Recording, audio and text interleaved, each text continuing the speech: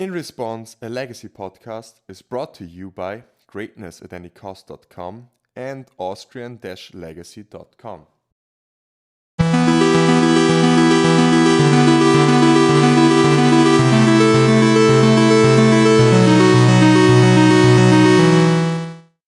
Hello everyone and welcome to the 16th episode, A New Hope of In Response. A legacy podcast. I'm Philipp Klein, I'm Daniel. And I'm Peter Plank. and we're talking about legacy. Most of the time.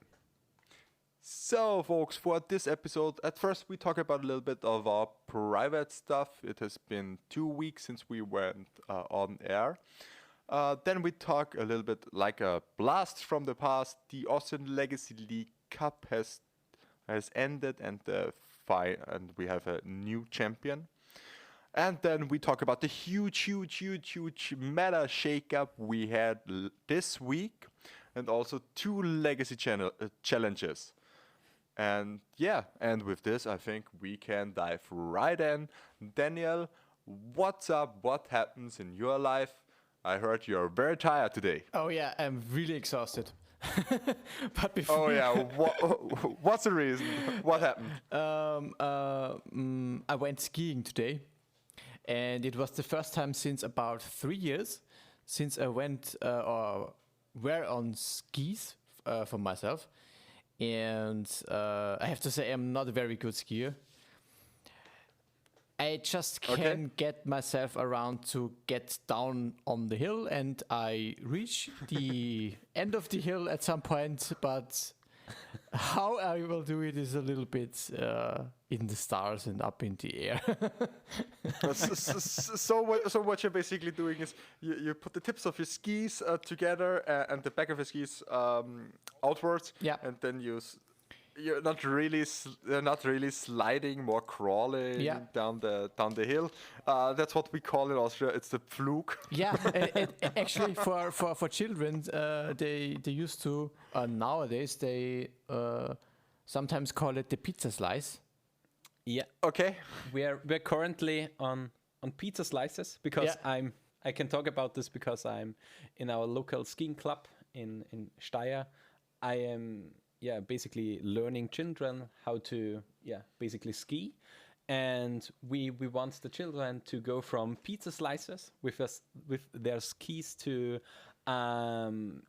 basically to pommes, because the skis are To French fries. French fries. So Yeah, pizza slices is the correct terminology for skiers. for skiers. this Yeah, Now, oh my God, I'm old now. yeah, and there were a lot of pizza slices for me today.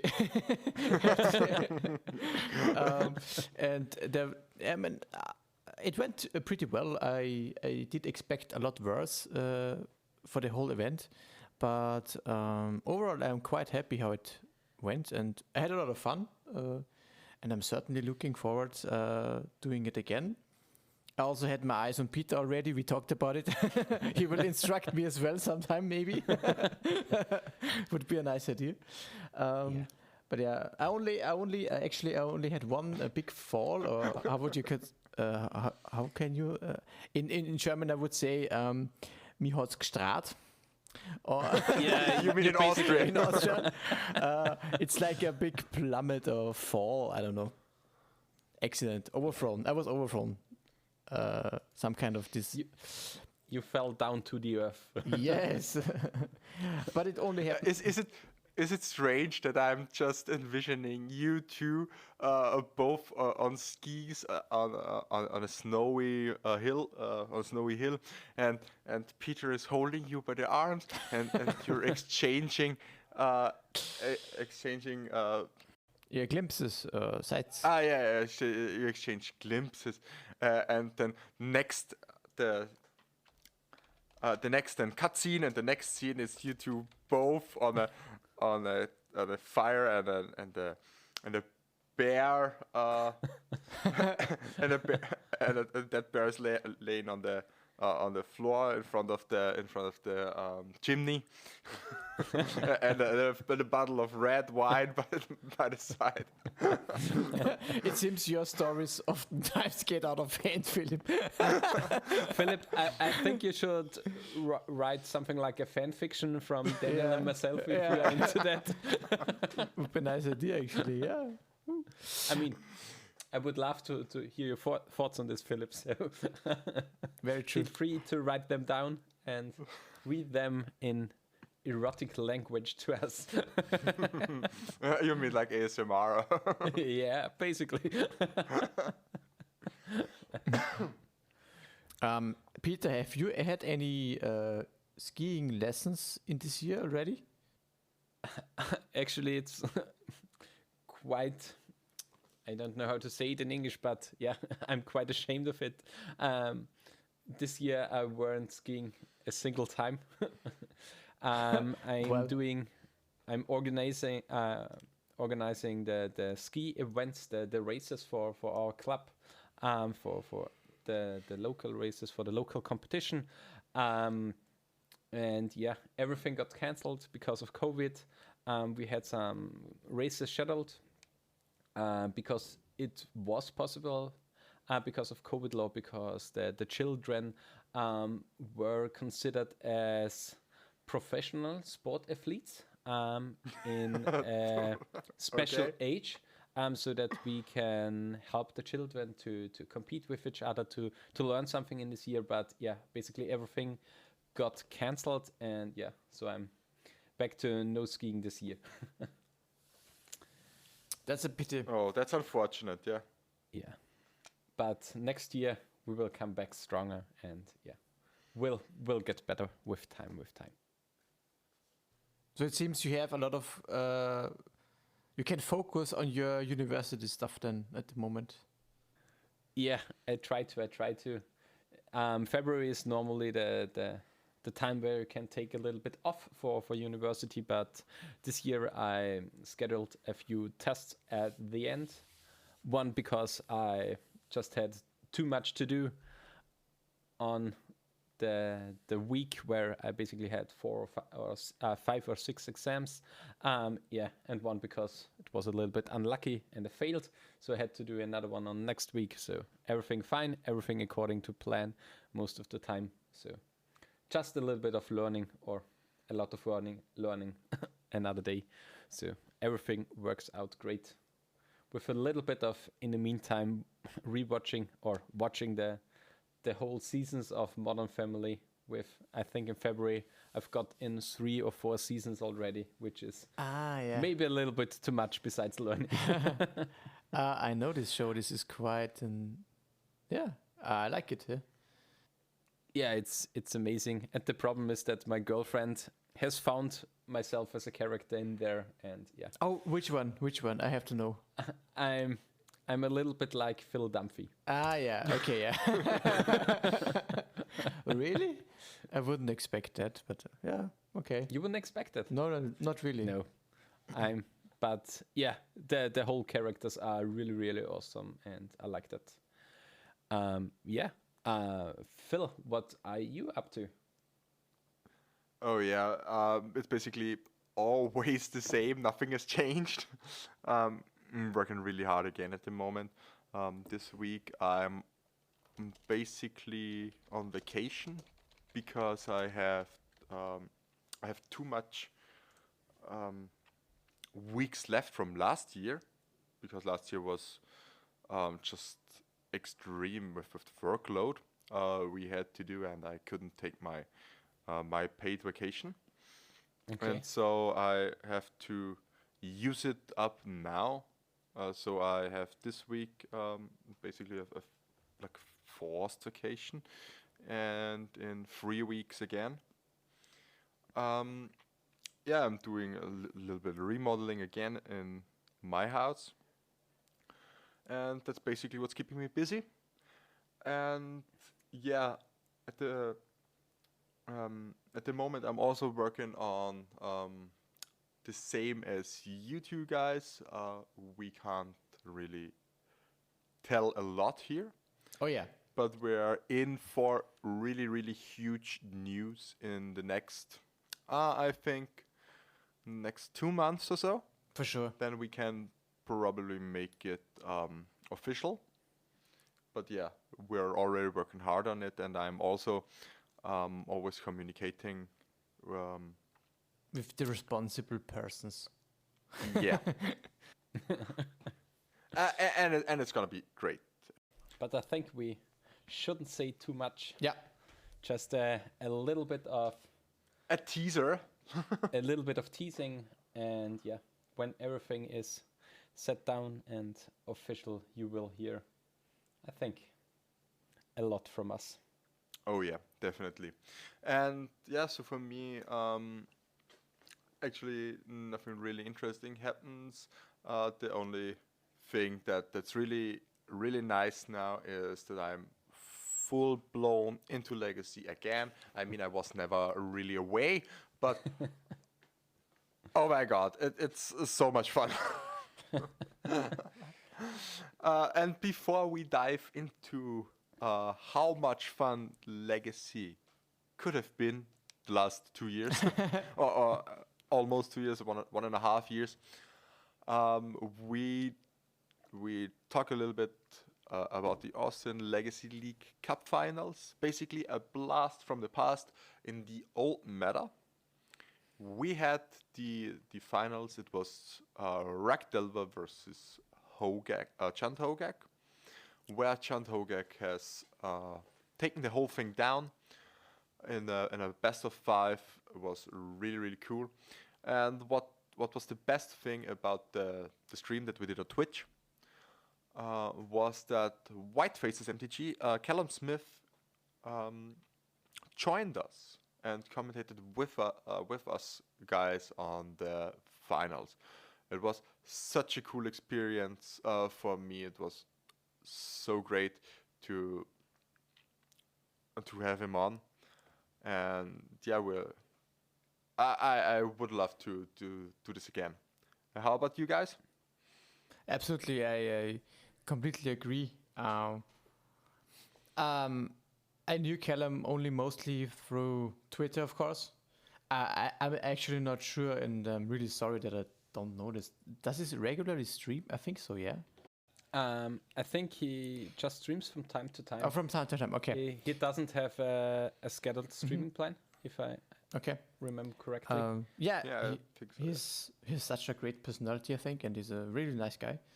And he really, really has good ideas and well formulated thoughts about what is going on the battlefield, on the format and the matchups, and overall it was really nice to have him on. And as you said, Philip, I would also really love if we could do similar things in the future again.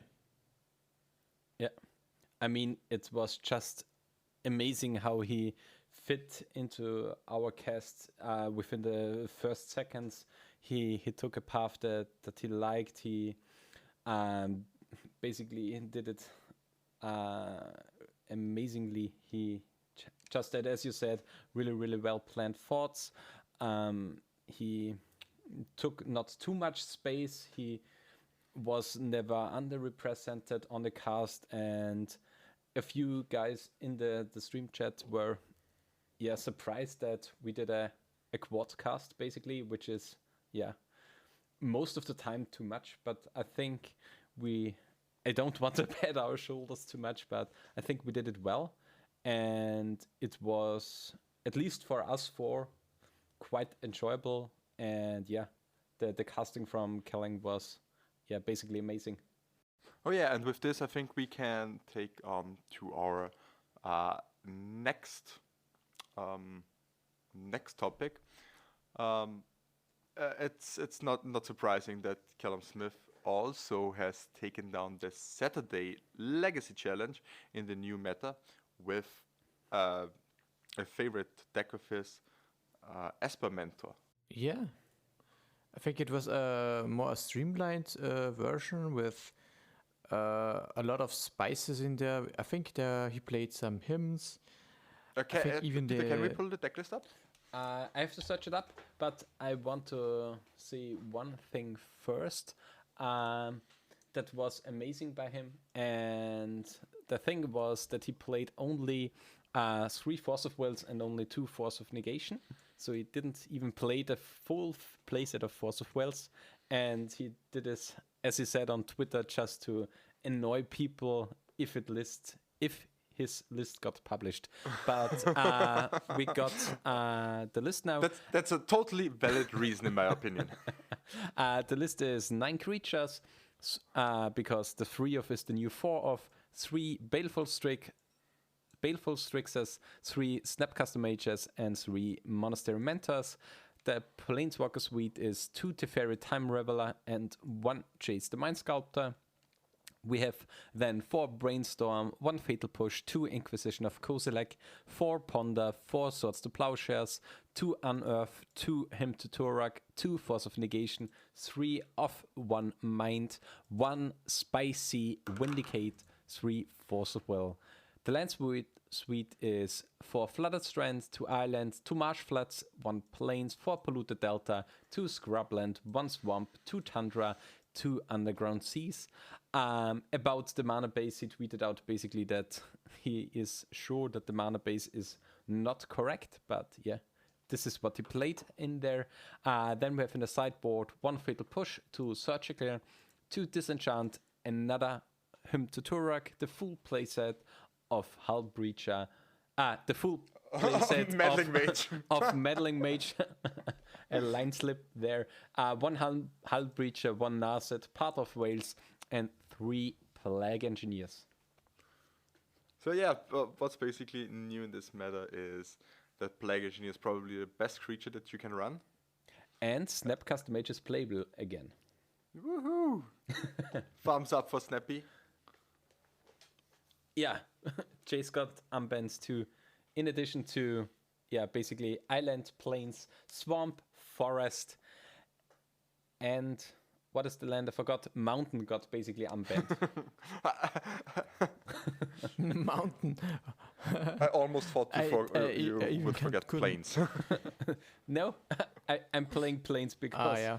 I'm playing Bant or Blue-White. So because you're also a bad player like me.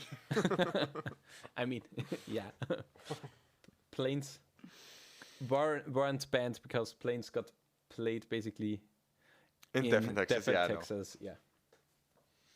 And also to mention, quite a lot of discard in the decklist, even though Veil of Summer is still legal in the format.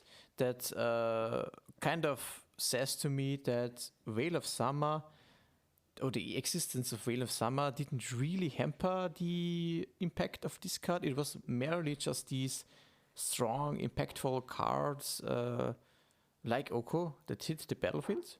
I mean, this could change, of course. Veil of Summer will pick up steam, I would expect.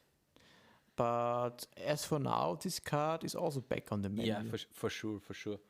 I think that the biggest part was just that this card did nothing against an resolved engine, and yeah, because of that, it wasn't playable at all.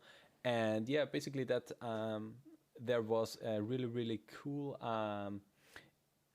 discussion between, I think it was Brian Cole and 2 of the Storm's experts about how... Cliffy and Cyrus?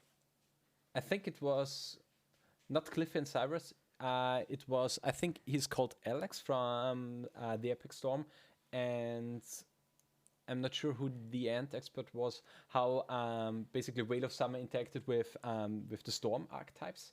And I think these were too applicable in some cases to the whole metagame that, yeah, Veil of Summer hasn't changed the metagame at all. And it was just a good spell.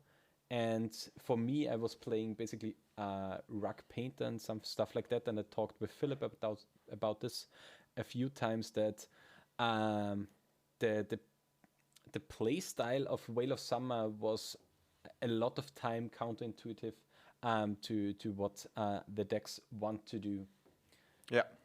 And with that, I liked Pyroblast, for example, a lot more in Painter Shells than Whale of Summer, even though Whale of Summer was or is the better card. With that, I think Esper is good to go, but we will see for sure a small resurgence, I think, of Whale of Summer. Mm-hmm. Yeah. So a lot of new things that are being tried out at the moment. Doomsday is kind of still up there, I think. I think the best, the most promising Delver builds are still in the works. I'm not sure if we can say that already a color combination is the best, but given the bans, one certainly has to respect Wasteland, for example, a lot more than in the past. Archam's Azarep is not here anymore to fix a mana. You can't really use that big amount of basics if you still want to have 3 or 4 colors in your deck. So it's normalizing again. And I really like the deck lists that are being published in the 2 challenges, as it were. Yeah. Speaking of Astrap, I think so. just wait till Anurag wins a challenge or at least 5-0 the league with Prophetic Prism. He's already he's already on it and working on it, and oh my god, I think he had a 4-1 with what's basically a Okoless snow list with Prophetic Prism instead of Astrolabe, and still these fucking snow basics. Yeah, I mean, if you're playing... That's just a tilt factor. Okay, I get it, but still, I mean, now you can choose about 16,000 different basic artworks, and then you go back to playing snow basics. Just imagine that. Yeah, but now I think it's quite interesting if you choose to play snow basics or not. Just because there is still the possibility for something like Banned Miracles or a Banned Stone played list with Icefang Coatl or something like that. This is still a viable deck choice, I think. And with that, if you are playing something like Blue-White Miracles and you want to, basically don't tell that you are on Blue-White and are not playing any Icefang Coatls, it could be the right reason to play Snow Basics again, just to mitigate the chances that they know that you are on it. But on the other hand, most of the time the combo players are playing the non-Snow Basics, and if you're playing Miracles and you lead off with Basic Island, you could be playing a Storm variant, so it's basically evened out most of the time, I think. Yeah, I think it's better now that you can play your favorite basics again. I was really bummed out by all these snow. That it was just right to play snow basics. You could just choose from the free artworks, and it was just gross. It was so gross the whole time.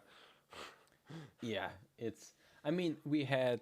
I think it's Ice Age, the old Snow Basics. These actually look good.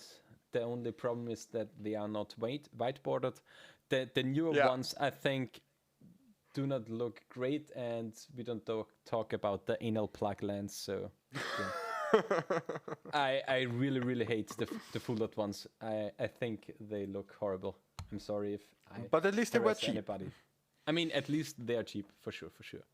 But the oldest ones were the best looking, and I think it goes for most of the time for basic lands. I think we all can agree that, nowadays basics don't look as great as the older ones because, art was just different back then. And we're now on the meta shakeup, and maybe, or most of you most likely listen to our shortcast, and we really want some feedback on something like that. If you enjoyed some small bits for Legacy Talk, and we, I think, want to do something like this in the near future or in the longer future as a regular coming out content. And if you like that, please leave some feedback. Write us on Twitter or something like that. You have our ads. And yeah, basically leave some feedback. We really want to hear what you are thinking about this. And you could also always write us an email. We put the email into the show notes, and maybe we'll see you there. So if you want to write a longer feedback for the show, would be great if you use email. So speaking of the meta, have you guys preferences or forecasts, if I would call it that way, of decks that will rise and come to the top now? I think it's a little bit early to have predictions that that have a fundament, that you can really. Yeah, I mean, you could just base it on the bands that happened. But that's also just theory crafting, and I also think that at first a combo is really here. It's here to stay, because combo just gets so much better. It basically loses nothing due to the bans, and it just loses a lot of hard opposition in Red Hot Arcanist. So that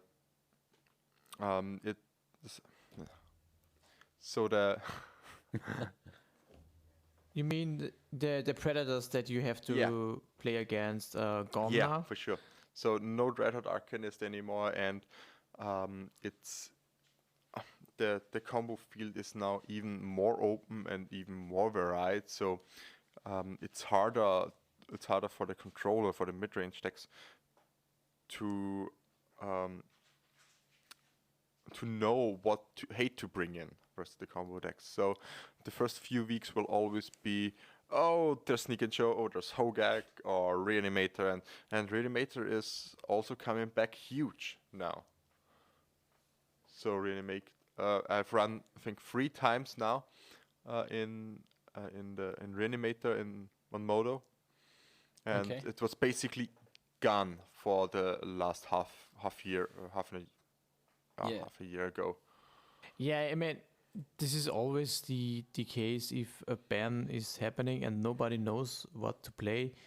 It makes sense that proactive strategies will always fare better in these times, and reactive strategies will then adapt and react to these proactive decks emerging after the bans, in my opinion. So it makes sense that Reanimator is strong right now. I mean, it's basically how you spell the decks. You don't know to what you should react to, and with that you don't know what your 75 should look like. And for the combo decks, basically nothing changes. They just want to go fast. And I think what's something really, really good after this banning is that I think the force count of the blue decks basically got put down a little bit.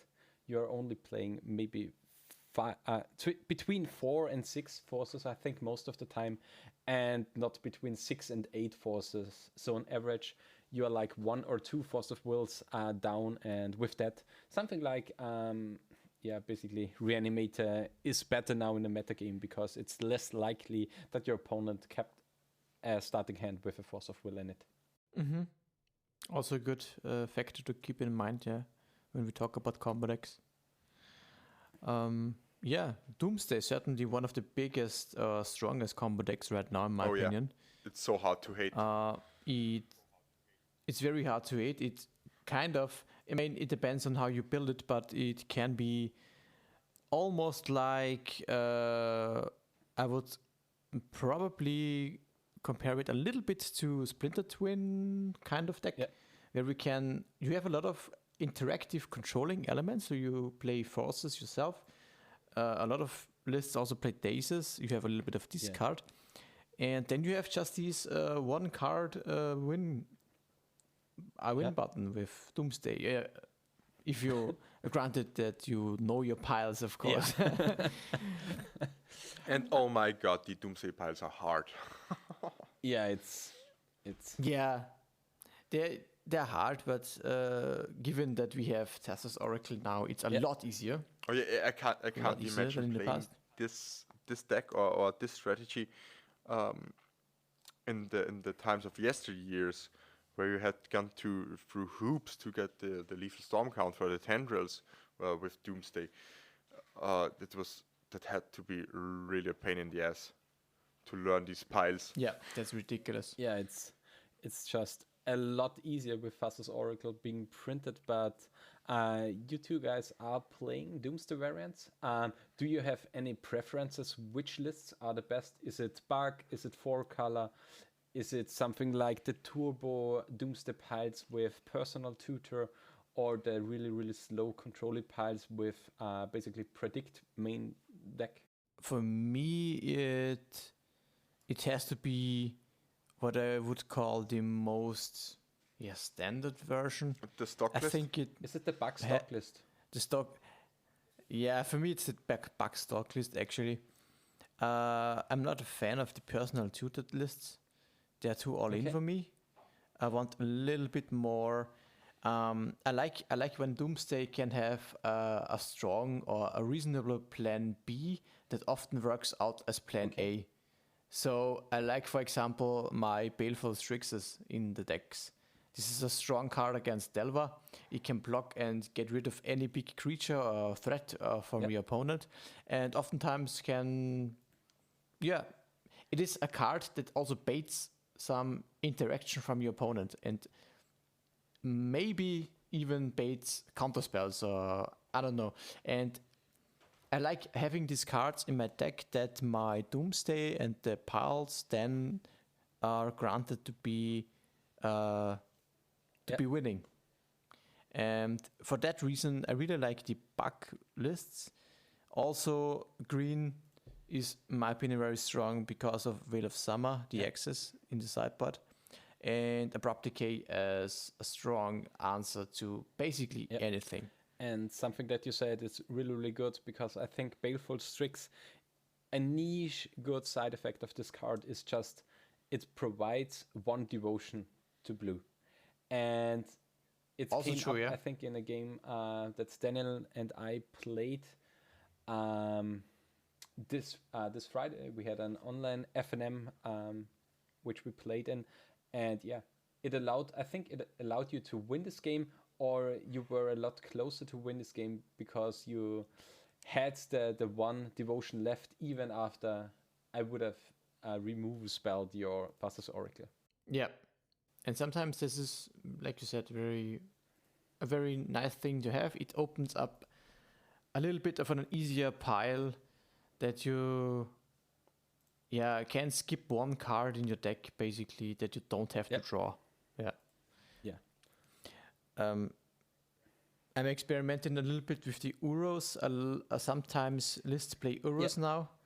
I'm not really sure if they belong in the deck, but it kind of fits the same or similar bill like Baleful Strix. It's just a plan B that the opponent has to interact with. And I've seen some Twitter postings going around where they said, yeah, basically Ur is amazing just because they have to respect it. And if it can stay around, it can draw you. If you basically go in your first main phase for the Doomsday, Ur draws you into the card that you need from your pile. And so Uru is just the out that you go in the first turn into your win condition. And that's something that has to be respected. But I think Uru is just a card that would be way, way better if you bring it in after sideboarding, because then your opponent should have no remove spells left, and their Uru should really, really shine. I'm not so sure about that the opponent doesn't have any removal spells left, because I would bring always Pyroblasts in this matchup. Yeah, Pyroblast for sure. Yeah. So at least there will be some removal spell that could also kill the Uro. Yeah, that's So for sure. That's for sure. maybe I can see have it in a main deck because it's such a good mid-range threat. Yeah. Although it's really hard to escape. And with this, I'm also playing a little bit of Doomsday at the moment. but I'm taking a whole different turn than Daniel. I'm more on the really experimental side, and what I basically played last Friday in our webcam FNM was the Grixis Buried Phoenix list from Casey Lancaster. It's at Casey Lancaster 9 on Twitter, and it's on the front side. It's Grixis Delver with Bird Alive and for Arclight Phoenix, and it has a transformational sideboard into Doomsday. And what I really like about this deck is that it has such a nice Delver Delver feeling or Delver playstyle incorporated into this deck, and it's just great if you go turn 1 Underground Sea or Volcanic Island Delver, and just bring on the Delver beats with Daze and Force, and in the second match after sideboarding, you go turn 1 Ritual Doomsday, and just set up a slow pile where draw into and win simply next turn. Yeah. And your opponent just can't cope with that. I think it's such a strong play at the moment in this early meta where nothing is figured out. And yeah, I think that's what I have at the moment.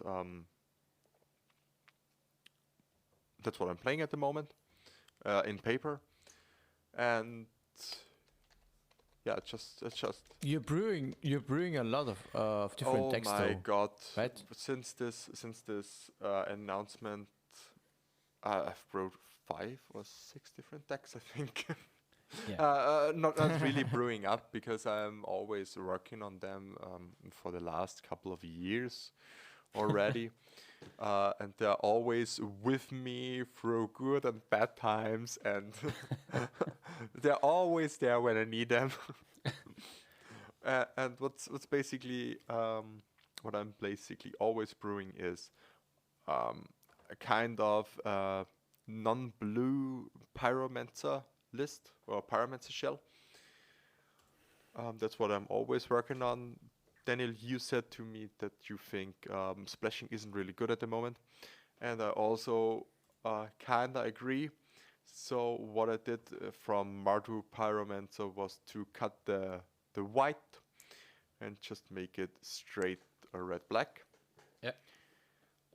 And yeah, I'm also working on a red-green Madness deck that I want to bring to light.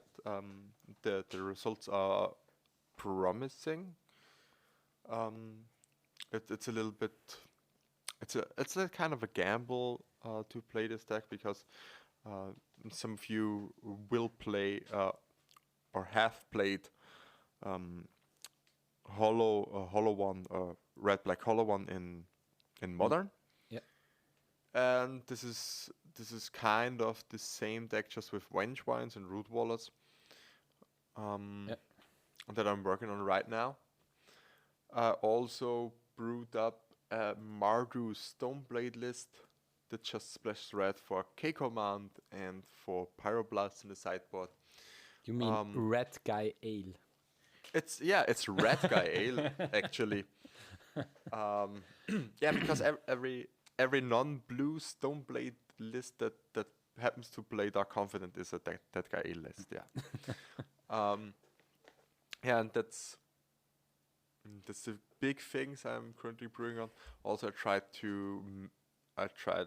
dip my toes into a mono black aggro list. But I think the mono black deck that we were playing a little bit needs a really, really clean identity. I think. Yeah, definitely.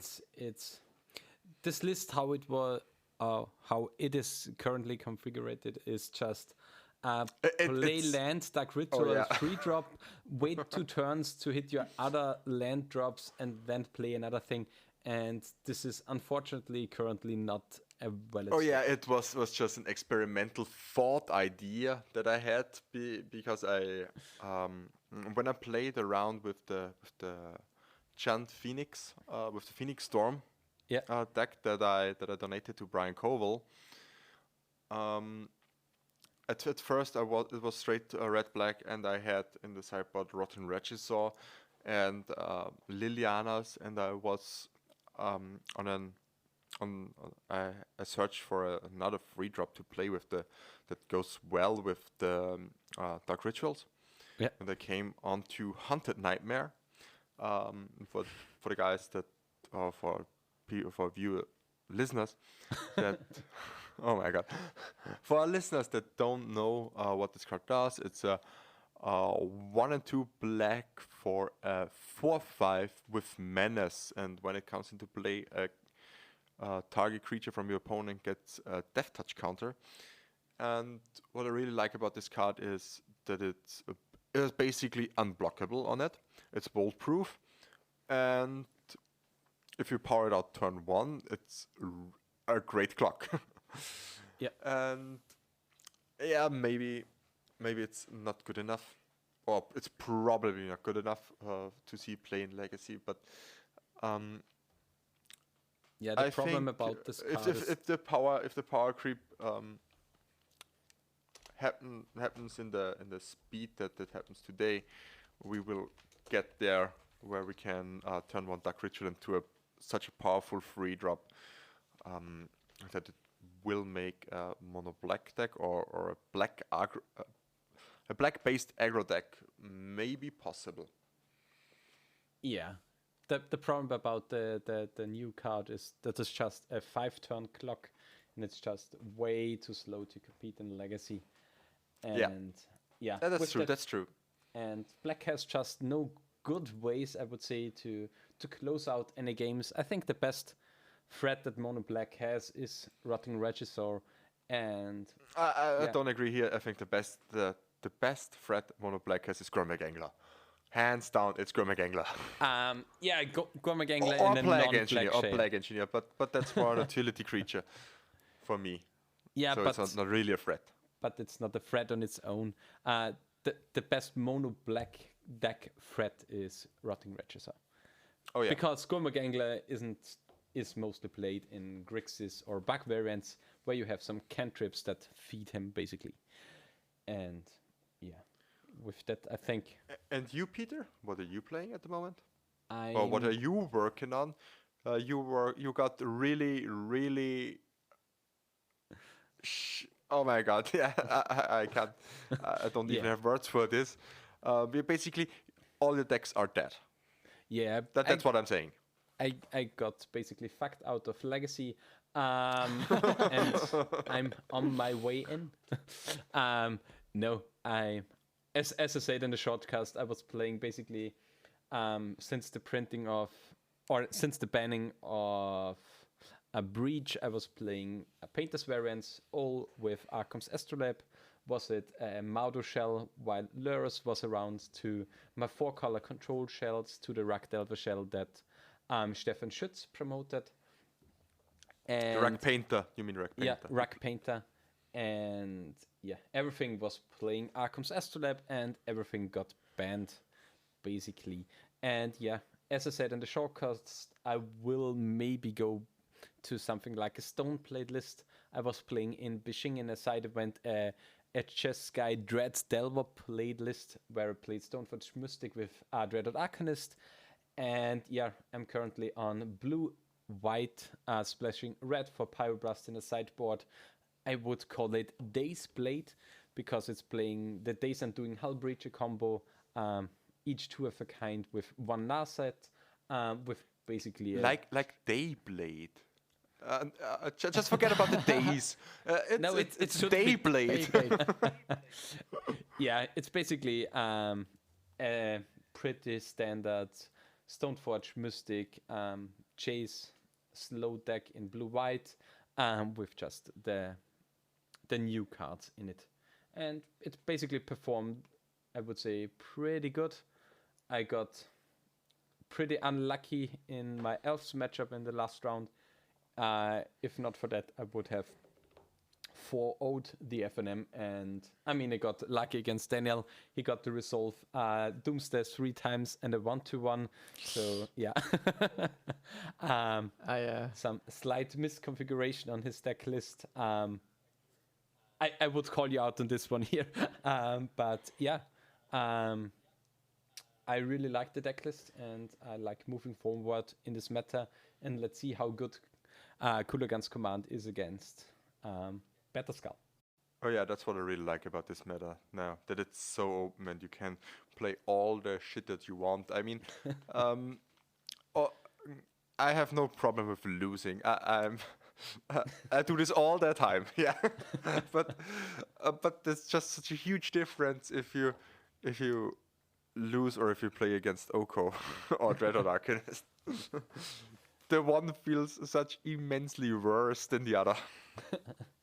Yeah, I mean, for me it was quite okay. I was actually enjoying the playstyle because I really like playing around something. That was I really, really liked in a Modern Storm.